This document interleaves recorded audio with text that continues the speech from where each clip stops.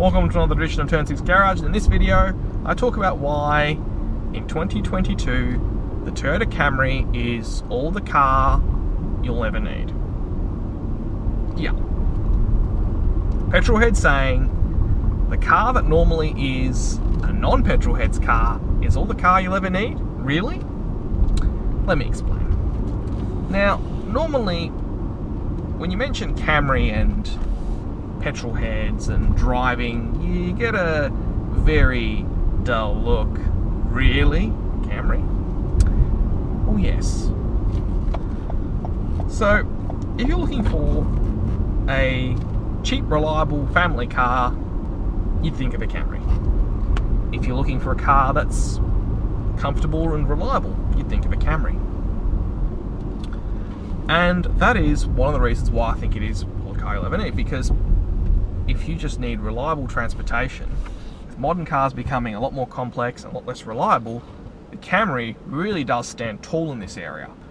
It has reasonable tech, has all multimedia you expect from a modern car, has all Bluetooth, has all the safety systems you expect from a modern car. It covers those bases well, but so many other cars do that. And given the shift to SUVs, it's left this car a little bit underappreciated. Now, obviously, taxis, Ubers, fleets, rental car companies still buy these things in big numbers, and there's a very good reason for that, because they are cheap, efficient, and reliable. So that should be it, or not so much. Now, this specific car I'm driving here is a 2022 Camry Hybrid. It's a base Ascent. It's the one you would find for the least amount of money, $38,000. Now, I've done a video on how it drives as a road test, but now, having driven it a lot longer, I've started to actually find a lot of things about it. Firstly, the driving dynamics. Okay, yes, it's not the best in the world, but first thing, this thing goes, and I really mean the performance of this car is brilliant.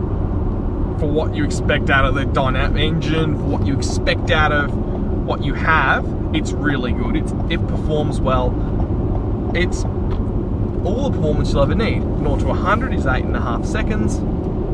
The sort of performance you once got from a sports car. That's in a Camry. Secondly, the ride. It actually rides really well. Over rough surfaces, it rides pretty well. It actually is well composed. It doesn't feel like it wants to get away from you, something some of the previous generations couldn't have been said about. And in terms of high-speed driving, well, it does that very well too. And amazingly, I'm comfortable, the driving position's right, the seat, you actually feel like you're sitting in it rather than on it. And the handling, steering, even though it's an electric rack, actually has really good feel to it. It doesn't want to plow that much. It does have a little bit of plow being a front-wheel drive car with a lot of weight over the front wheels, but it's actually really nice to drive. You drive one of these and you wonder, why do you spend all this much money on so many other cars? They're just unnecessary. SUVs don't drive anywhere near as well as this thing, and it's being a hybrid gets better fuel economy than all of them. And it's the same or less money. Yeah.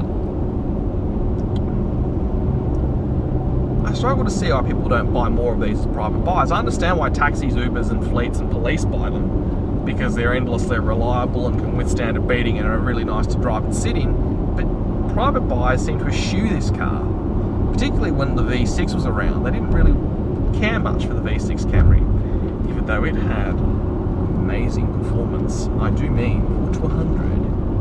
5.9 seconds from a Camry. You could buy a V6 Camry, no one will know what it is, and out-drag that many people in it, and nobody would ever know how you did it. Fantastic. Not to say this hybrid is any slouch either. And in terms of handling, balance and poise, it's up there with most front-wheel drive saloons, if not better than many of the current crop. They've all become too sporty and too stiff and too rough. Whereas this car seems to keep the balance right. It strikes a balance between comfort, refinement, and performance. This is a Camry. This is vanilla. But it's better than that. All the Camry superlatives are still there. Good interior space, good boot space, reliability, ease of maintenance, and simple, easy controls. And this is why I say, yes, it may not be the best car in the world, but for a brand new car for $40,000, considering what people are offering now, the hybrid Camry and the 4-cylinder non-hybrid Camrys are jacks of all trades. They both offer a package that is hard to beat for the money. And I mean, even someone who's used to driving European cars, used to driving a lot of high-end cars, this isn't a downgrade like so many of the previous generations were. This actually feels dynamically as good as so many others, both Euro, Japanese, Korean, American. This car holds up well when you're looking at other saloon cars of its type. And it's a pleasant car to drive. It actually is a pleasant place to be. It's hard to fault with it in terms of transportation. It's hard to fault with it even if you just want a reasonably fun car to drive. Okay, it's not going to offer enthusiasts, hardcore enthusiasts, a lot, but it's a very hard car to fault. And for the money you're paying for it, there aren't many out there now that really do what this can do. Like when Holden had their ZB Commodore, it was being beaten by this in terms of driving dynamics and in terms of value. Now, I would wish it had a rev counter. This being the hybrid has an eco mode, but it's just, it might be adequate and ordinary, but in many ways, adequate and ordinary has become good. When so many others have taken a step away from driving dynamics, a step away from making cars simple and made them jacked up, difficult to work on, complex, and thus more expensive, simple vanilla Camry becomes better and better as an idea, and that's excluding the fact that it's become better. The car you once thought as boring and average, look again. Take it for a drive again. If you're in the market for a $40,000 car, take the Camry for a drive.